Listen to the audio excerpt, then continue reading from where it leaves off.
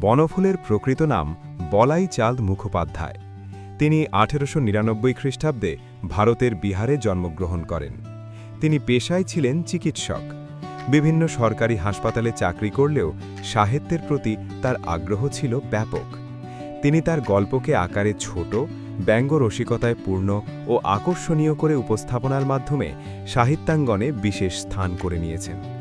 বাস্তব জীবন, মানুষের সংবেদনশীলতা, জ্ঞান বিজ্ঞানের বিচিত্র উপাদানকে তিনি গল্পের বিষয় করেছেন।